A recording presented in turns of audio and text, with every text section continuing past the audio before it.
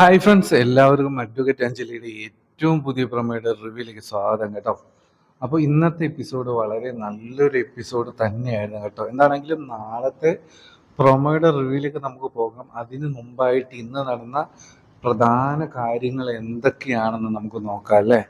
അപ്പോൾ ഇന്ന് ഏറ്റവും പ്രധാനമായിട്ടും കഴിഞ്ഞ ആഴ്ച വീക്കെൻഡിൽ നമ്മുടെ ആശങ്ക എന്തായിരുന്നെന്ന് വെച്ച് കഴിഞ്ഞാൽ, മുരളിയെ കൈകാര്യം ചെയ്യുവാനായിട്ട് കാർത്തിക്കിൻ്റെ ഗുണ്ടകൾ ഫ്രണ്ട്സ് ഇങ്ങനെ വരുന്നുണ്ടായിരുന്നു. ആ ഒരു സീനോട് കൂടിയിട്ടായിരുന്നു കഴിഞ്ഞ വീക്ക് എപ്പിസോഡ് എൻഡ് ആയിട്ടുണ്ടായിരുന്നത്. എന്താണെങ്കിലും ഇന്നും അതിന് ബാക്കി എന്നോണം മുരളീനെ സ്കെച്ച് ചെയ്തിരിക്കുകയാണ് ഈ കാർത്തിക്കിൻ്റെ കൂട്ടുകാരെല്ലാവരും കൂടി. പക്കാ ഗുണ്ടകളാണ് അവരെല്ലാവരും.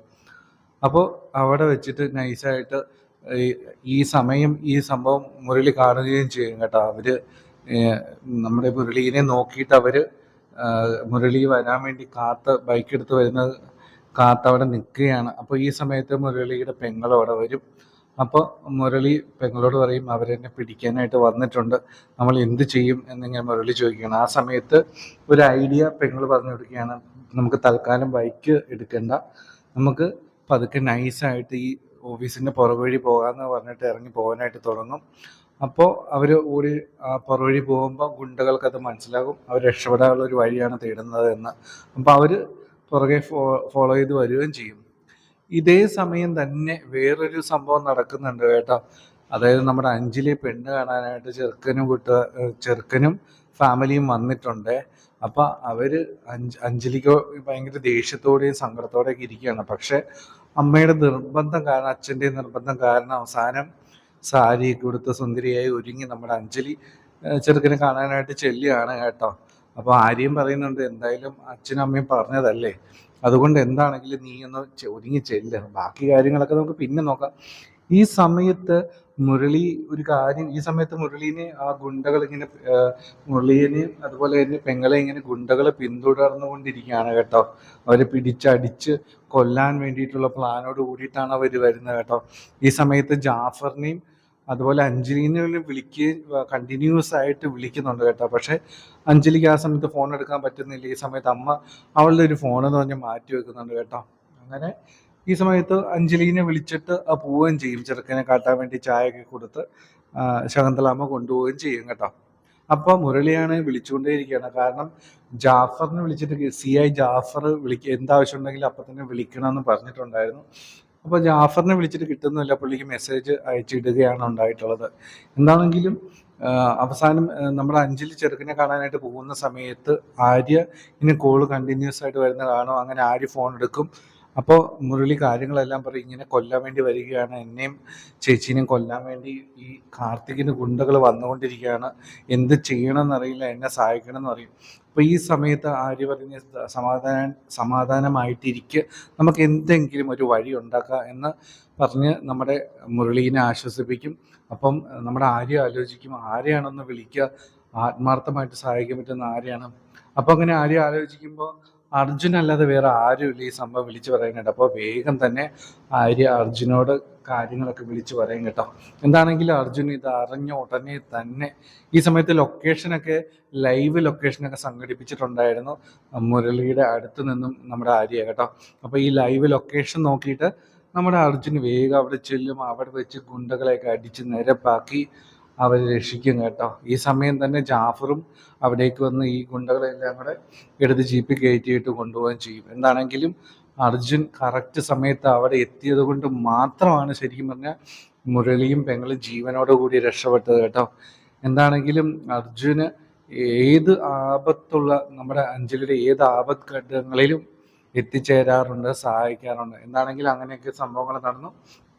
എന്താണെങ്കിലും ഇന്നത്തെ എപ്പിസോഡിൽ ഏറ്റവും അവസാന ഭാഗത്ത് നമ്മൾ കാണുന്നത് ഗോവിന്ദൻ ഇങ്ങനെ ശംഖുചക്രം തറവാട്ടിന് മുറ്റത്ത് നിൽക്കുന്നു. ഈ സമയം രാഘവനുണ്ണി വക്കീൽ വന്നിറങ്ങുമ്പോൾ രാഘവനുണ്ണി വക്കീലിനോട് പറയുകയാണ്, അതായത് ചേട്ടൻ ഈ കേസിൽ പത്മ കേസിൽ ഉറപ്പായിട്ട് തോക്കാനായിട്ട് പോവുകയാണെന്ന് കോടതി മുറിയുടെ വരാന്തയിൽ കൂടെ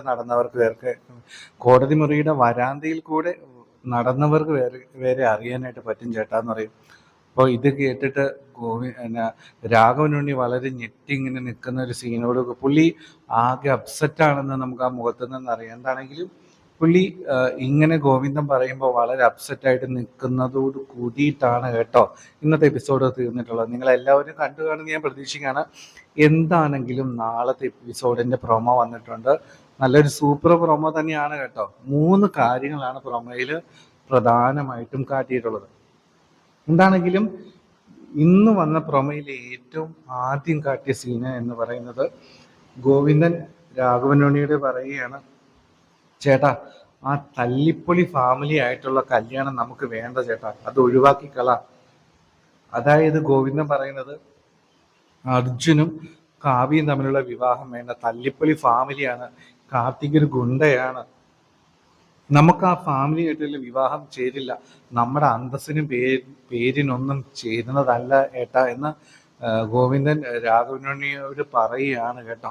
അപ്പൊ ശരിക്കും പറഞ്ഞാൽ നമുക്ക് പ്രൊമോയിൽ നിന്ന് ഒരു കാര്യം മനസ്സിലാക്കാം. ഇങ്ങനെ ഗോവിന്ദൻ പറയുമ്പോൾ രാഘവനുണ്ണി വക്കീല് ഒന്ന് ഇരുത്തി അതിനെപ്പറ്റി ചിന്തിക്കുന്നുണ്ട് കേട്ടോ. പുള്ളിയുടെ മനസ്സിലും സത്യം പറഞ്ഞു കഴിഞ്ഞാൽ ഇപ്പോഴും അങ്ങനെയൊക്കെ തോന്നുന്നുണ്ട് കേട്ടോ, അങ്ങനെ ഒരു വീട്ടിലേക്ക് അർജുന അയക്കണ്ട എന്നൊക്കെ. പക്ഷെ പുള്ളിക്ക് അഭിമാനം വിട്ടൊരു കളിയില്ല. അതുകൊണ്ട് പുള്ളിയുടെ നിലപാടിൽ തന്നെ തുടരും. മിക്കവാറും ഗോവിന്ദനോട് എന്തെങ്കിലും പറയാനും ചാൻസ് ഉണ്ട്. എന്താണെങ്കിലും പ്രൊമോയിൽ ആദ്യം കാട്ടിയ സീന് ഇതായിരുന്നു കേട്ടോ. അപ്പോൾ അത് കഴിഞ്ഞ് രണ്ടാമത് കാട്ടിയ സീൻ അഞ്ജലിയും ആര്യയും തമ്മിലുള്ള സീനാണ്. അവിടെ വളരെ വിഷമത്തിൽ നമ്മുടെ അഞ്ജലി ഇരിക്കുകയാണ്. ഈ സമയത്ത് അർജുൻ്റെ ഫോട്ടോസൊക്കെ ഫോണിൽ നമ്മുടെ അഞ്ജലിക്കുട്ടി നോക്കുന്നുണ്ട് കേട്ടോ. അപ്പോൾ നമ്മുടെ ആര്യ ചോദിക്കുകയാണ്, മിക്കവാറും ചോദിച്ചിട്ടുണ്ടാവും, അതായത് എന്താണ് അഞ്ജലി ഇത്ര വിഷമിച്ചിരിക്കുന്നത് എന്ന്. അപ്പോൾ ഒന്നുമില്ല എന്നൊക്കെ പറയുമ്പോൾ നമ്മുടെ ആര്യ പറയുകയാണ്, എന്താണെങ്കിലും അഞ്ജലി വിഷമിച്ചിരിക്കണമെങ്കിൽ അതിന് പിന്നിൽ ഉറപ്പായിട്ടും ഒരാൾ രാജീവ് ആയിരിക്കും.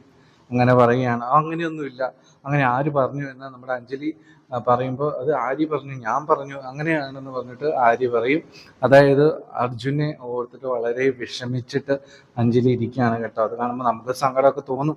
എന്താണെങ്കിലും അങ്ങനെ സീൻ കാട്ടി. എന്താണെങ്കിലും ഇന്ന് വന്ന പ്രൊമോയുടെ ഏറ്റവും അവസാന ഭാഗം നമ്മളെ കുറച്ച് ആശങ്കകൾ ഉണ്ടാക്കിയിട്ടുണ്ട് കേട്ടോ. കാരണം ഇന്ന് വന്ന പ്രൊമോയുടെ ഏറ്റവും അവസാന ഭാഗം എന്ന് പറയുന്നത് അഭി നമ്മുടെ അർജുൻ്റെ അടുത്ത് വരികയാണ്. എന്നിട്ട് അർജുനെ ചോദ്യം ചെയ്യുകയാണ്, നീ പത്മയെ സഹായിക്കുന്നുണ്ടെന്ന് എല്ലാ കാര്യങ്ങളും, അവളെ ഒളിപ്പിച്ച കാര്യങ്ങളും എല്ലാം ഞാൻ മനസ്സിലാക്കിയിട്ടുണ്ട് എന്നായിരിക്കും അഭി പറയുന്നത്.